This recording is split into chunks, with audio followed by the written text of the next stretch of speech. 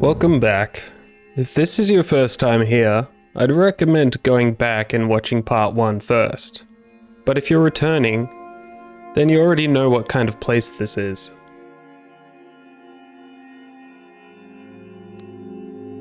Alright, let's go back in. There is a word, Sonder. It's a relatively new word, coined by a writer named John Koenig in a project called The Dictionary of Obscure Sorrows, and it describes something most of us have felt, but never had a name for. It's the realization that every stranger you pass on the street has a life just as vivid, just as complicated, just as full of grief and joy and private weirdness as your own. A whole inner universe running parallel to yours, completely invisible to you.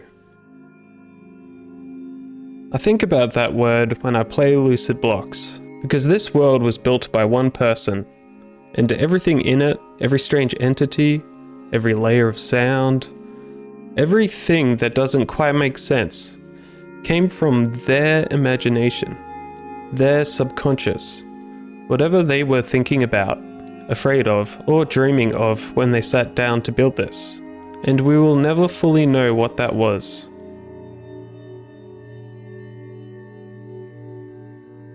I'll be honest, I went looking. I went through the Discord, all the links the developer provided. I was trying to find something we weren't supposed to know. But I stopped myself, because I enjoy the mystery of these things, and when you overanalyze them, when you pull back the curtain too far, they lose something. The unknown is what draws me in, and I'd like to keep it that way. So I hope you'll forgive me if I don't decode every detail. All I want is to make you feel something, and get your imagination going, and to inspire you to go play this yourself, not vicariously through me.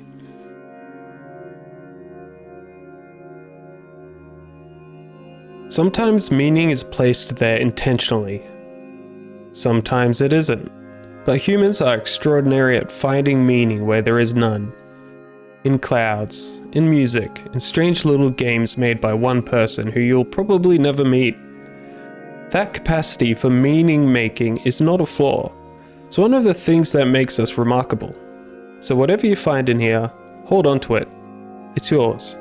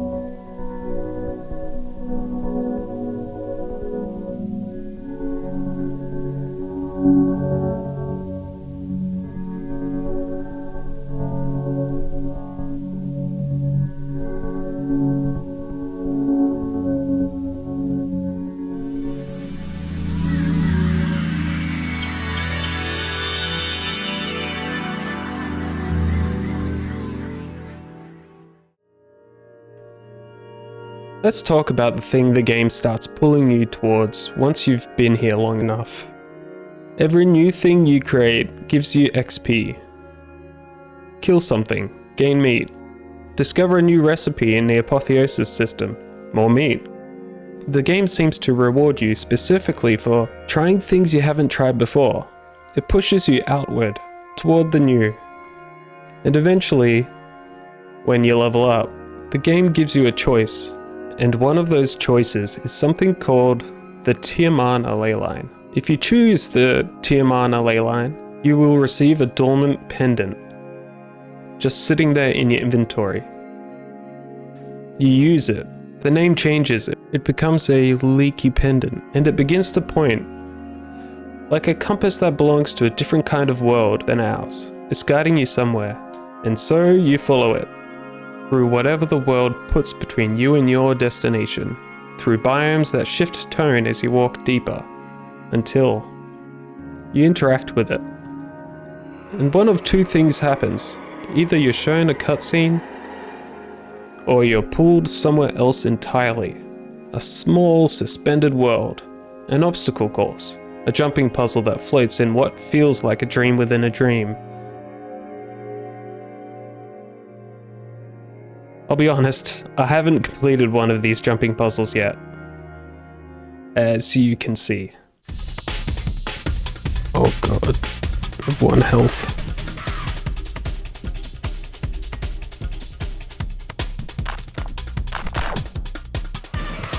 Are you kidding me? But here's what I can tell you. The game tracks your progress on something called a Rosary. Each Leyline you complete lights up one of the beads. There are 13 of them. Based on some of the things I've found, the names of certain soundtracks, whispers in the community, something waits after the 13th bead.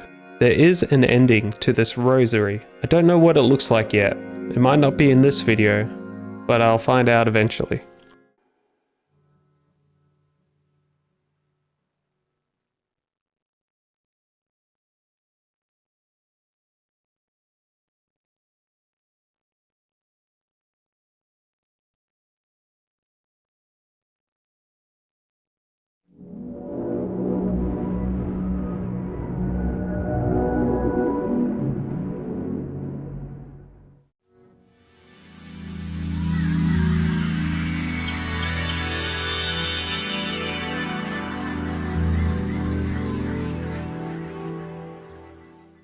So, the cutscenes. I'm not going to tell you what they mean, partly because I genuinely don't know, but mostly because I don't think there's a single answer, and I think giving you one would be doing you a disservice. There's something in the psychology of dreams that I find interesting here. When we dream, our minds aren't generating random noises, they're processing. They're taking the raw material of our experiences, things we've seen, felt, feared, wanted, and weaving them into images and narratives that follow emotional logic rather than rational logic. Dream imagery speaks in symbols, in feeling, in the specific private language of whoever is doing the dreaming, and the cutscenes in Lucid Blocks feel like that to me. Now, this was made by a person, one person, and we may be drawing threads and patterns where they simply put down whatever felt right in the moment. Not everything is intentional, not everything is a message. But here's what I keep coming back to. If you find meaning in something, even something that was never designed to carry meaning, that experience is real. The feeling you had is real. The thought it sparked in you is real. We can't always know how strangers' life shaped the way they see the world. We can't know what dreams they were carrying when they built this place. But what we can do, what humans have always done, is take what we're given and make something of it. And sometimes, that's more than enough. The Mannequins. You've probably noticed them. They move like someone who learned what walking looks like from a description. Some carry wands, some just exist near you, which is something more unsettling than the ones that attack. There's something in dream psychology about figures that appear in dreams without recognizable faces. They represent the abstract concept of other people. Not anyone specific, just the persistent awareness that there are other people in the world. Presences at the edge of your perception. Mannequins feel like that to me. They're not characters, they're the idea of someone else, wandering through your dream. Then there are the gel mobs. Strange, gelatinous things that look like they don't quite have their shape figured out yet. And then there's these things.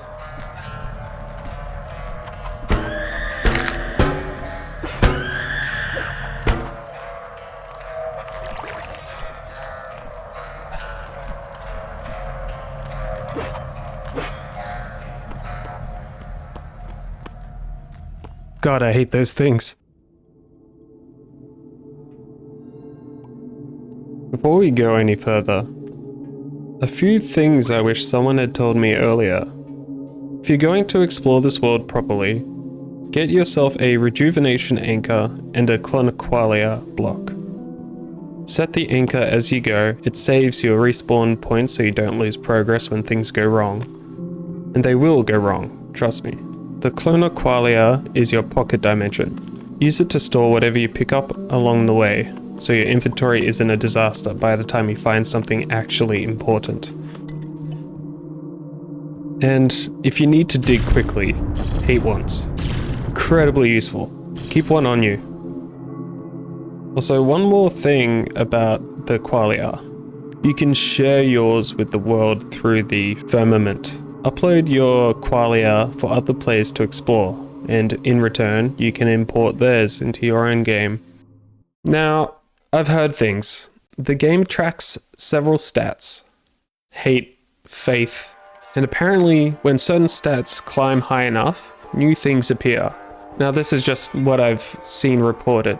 Apparently there's a shadowy figure some players have reported seeing, just at the edge of their vision. People think it might be tied to the hate stat.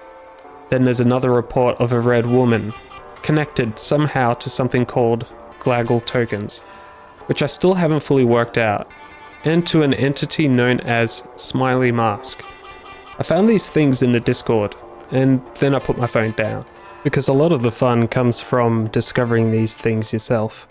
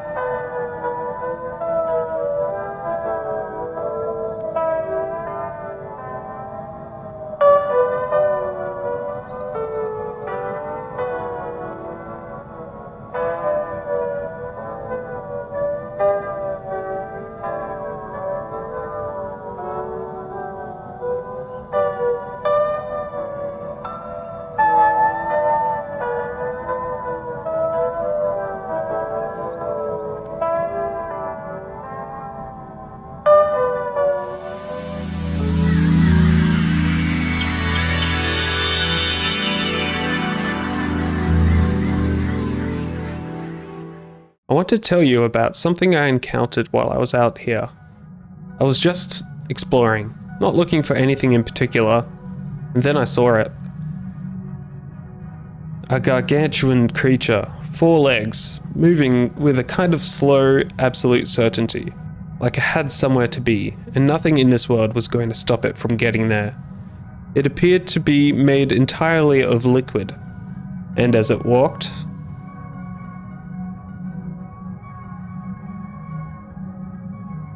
it was leaking. I'm not entirely sure whether it was leaking because it was made of liquid, some kind of constant overflow, or whether it was, and I genuinely mean this, simply relieving itself.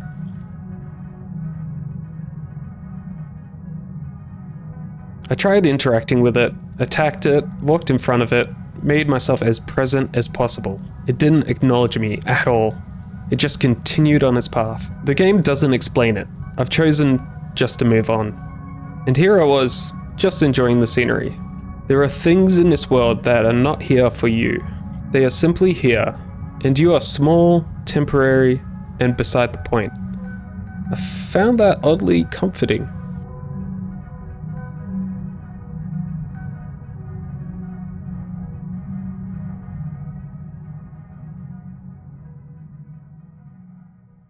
Sometimes I think this is a horror game.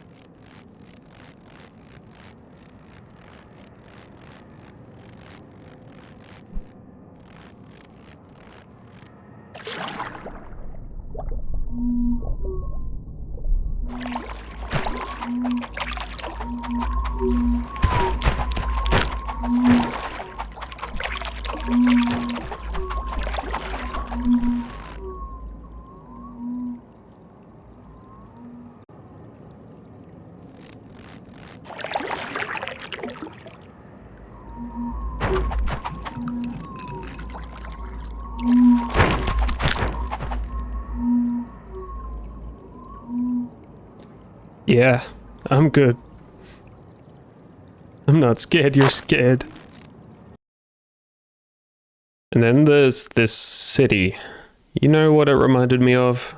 Those mats you might have had as a kid. I know I had one. The ones that look like a little town, roads painted on, tiny buildings, intersections, and you'd sit there with a toy car and just going through the empty streets. That's what this place felt like. Not like a real city, but like a memory of one.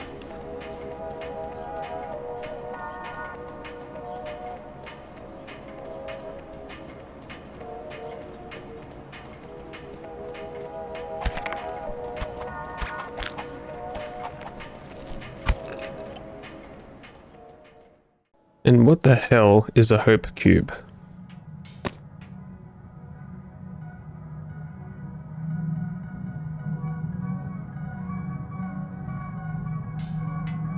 I feel so much hope. It's a good idea to be aware of your surroundings, because the unexpected is right around the corner. Or above you. You can craft pencils, which allow you to name entities. I named a floating square Chungus, and it attacked me, obviously not liking my choice in names.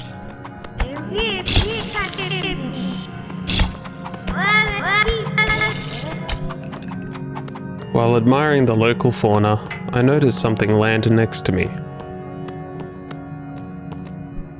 I let it attack me to see what it does, and well, you'll see for yourself.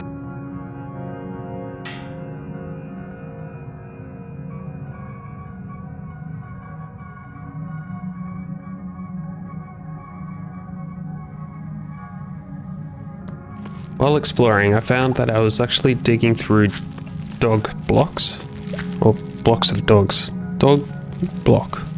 I try to cut down a tree to get some wood, so I can craft an axe or a pickaxe, and, well, turns out it's made of plastic.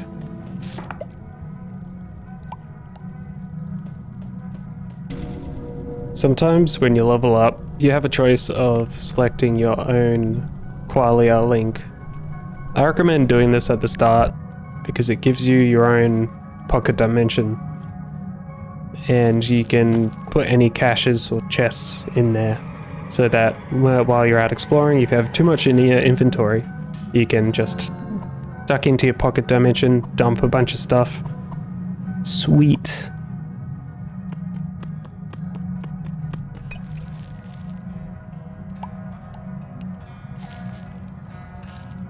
Every world has a bottom, probably, and I wanted to find out if this one does. Now I understand it literally says on the Steam page the world is infinite both vertically and horizontally, but I wanted to give it a go anyway. So, come along with me on a journey to reach the bottom of Lucid Blocks. As I reach the bottom of the ocean floor and dig down, I wind up somewhere else. Words can't really describe what I saw next, so I'll just show you.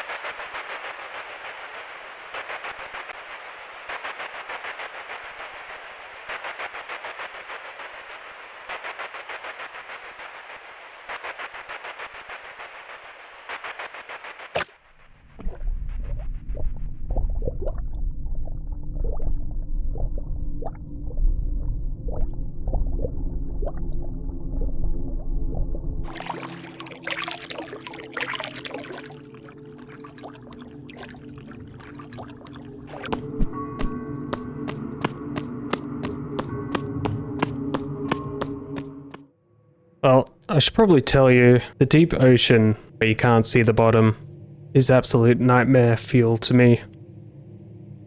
To get through it, I had to dig down a little, then sideways, just enough to carve out a small air pocket. Rest, breathe, then go again.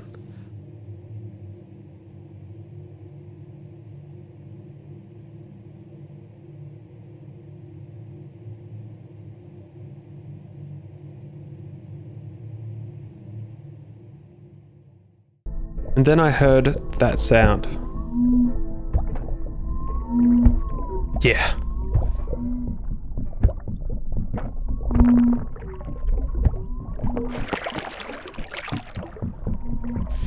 I drowned, respawned, found myself still in the deep ocean.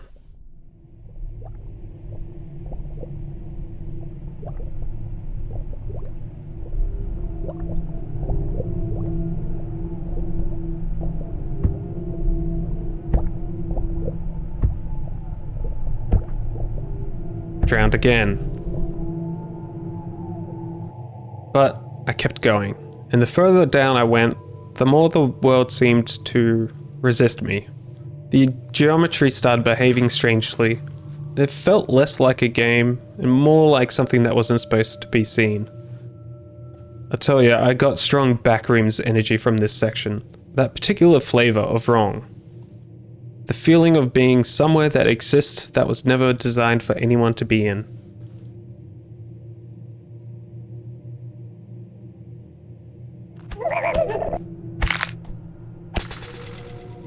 When I leveled up, I had a choice of a gold block. Not sure what I can do with it yet, so I'll save it for later.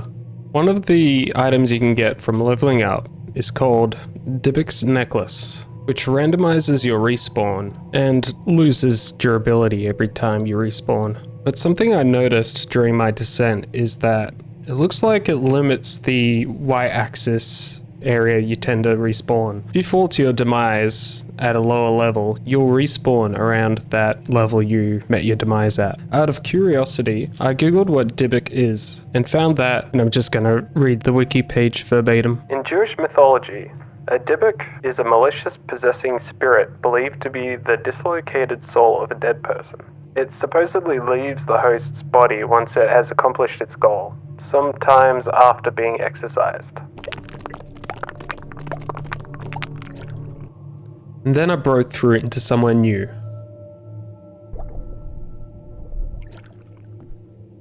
A library, or something that wanted to be a library. An infinite labyrinth of shelves and corridors, pitch dark in every direction. Perfectly silent in a way that felt deliberate, like the silence was the point.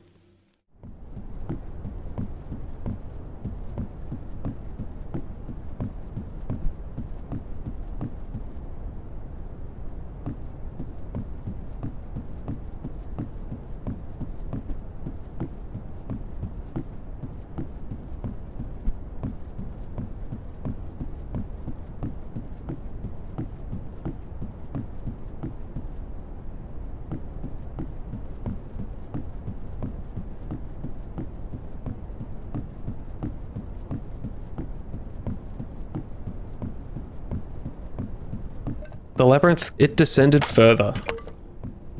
Of course it did.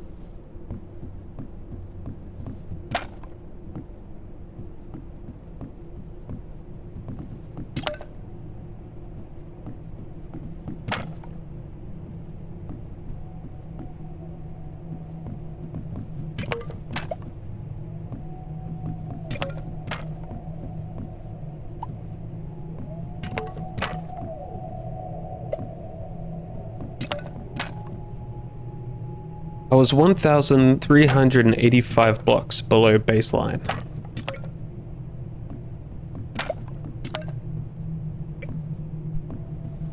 Rather than digging, I switched to the grappling hook, swinging downward level after level.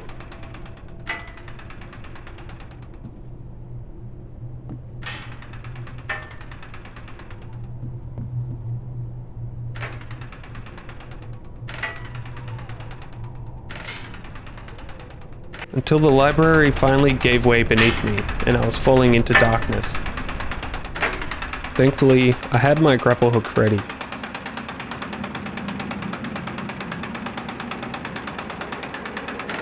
I tried swinging underneath the previous layer to find a safe way down.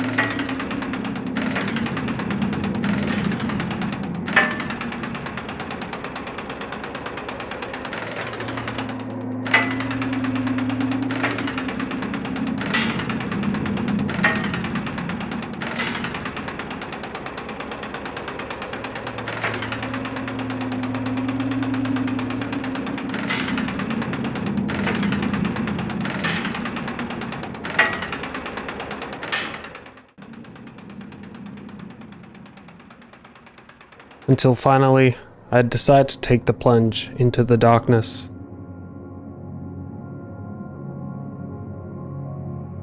I didn't survive that drop, but the necklace caught me.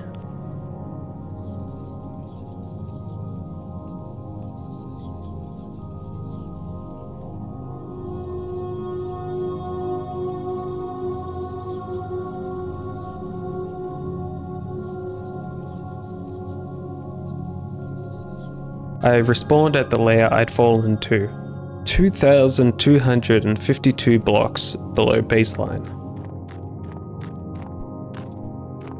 This layer was something else.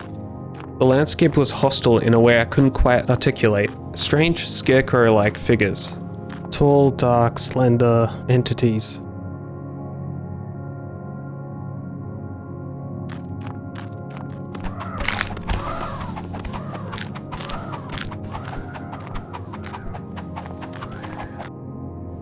As I made my way from under the previous layer, like last time, I tried to find a way to safely grapple hook down.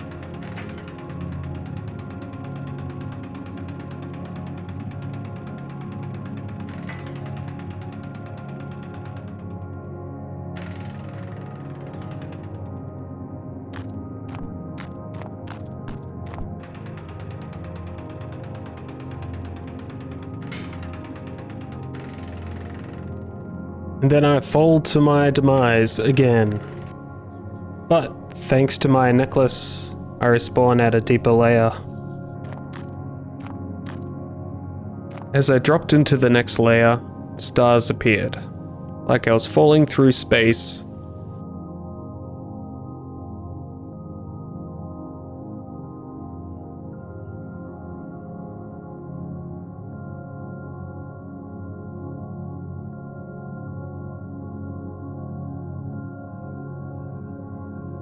And then gravity let go. I was floating, drifting.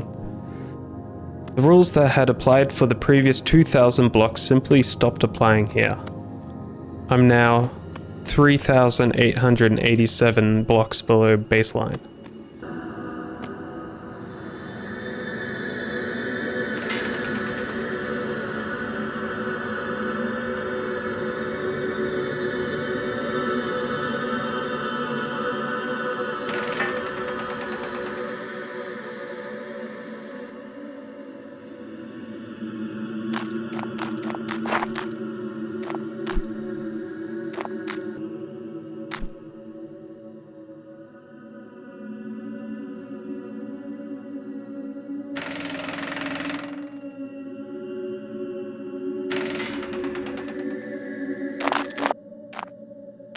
Further down, enormous floating blocks stretching in every direction as far as I could see.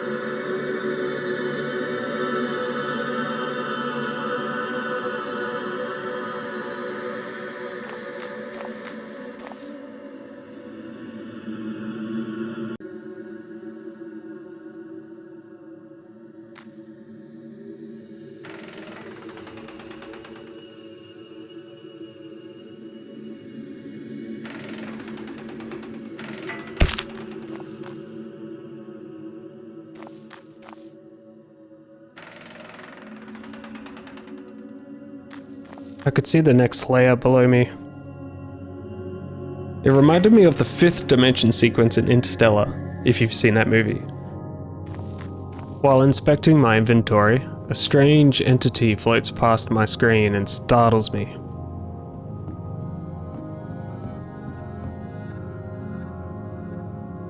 I am now 5,729 blocks below baseline. In the next layer, plastic blocks. Enormous towers reaching up from a floor I couldn't see the beginning of.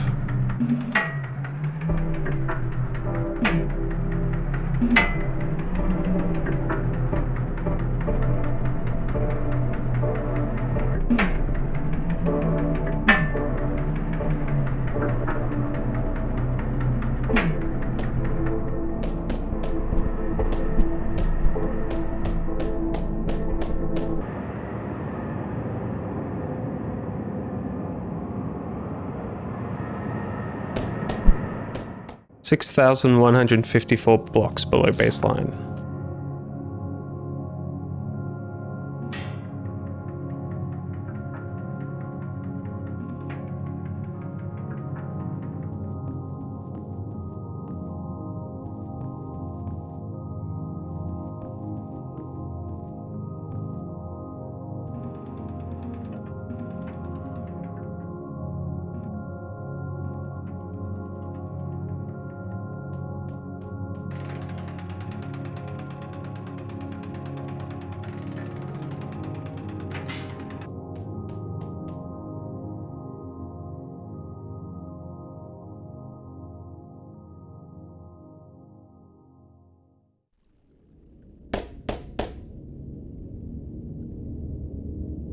My Dybbuk's necklace will break soon, after which the journey will end.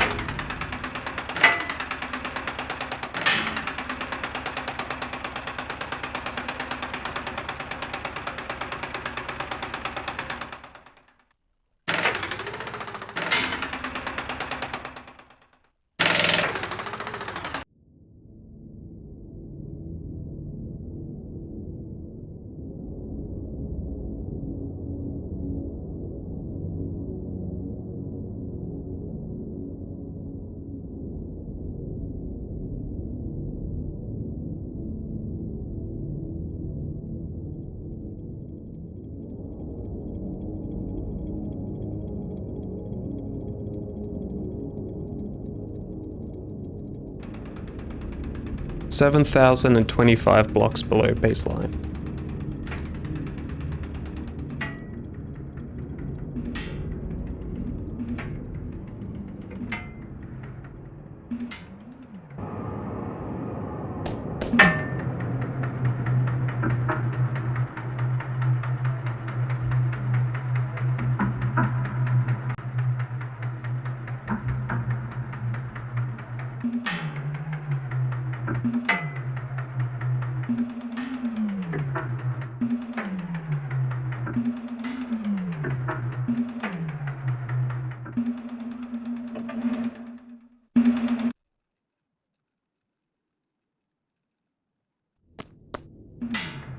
Melon blocks.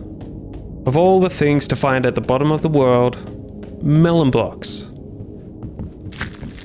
I could eat them to heal, so I stocked up.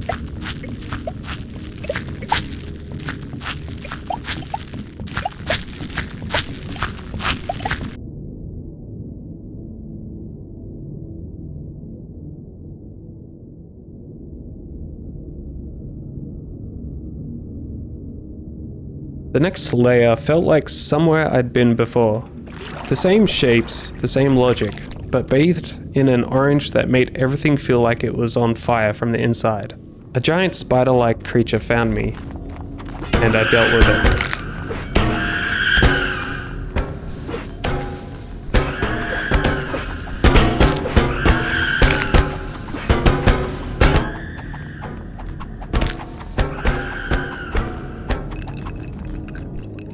Those things are a good source of XP, by the way. And then, white.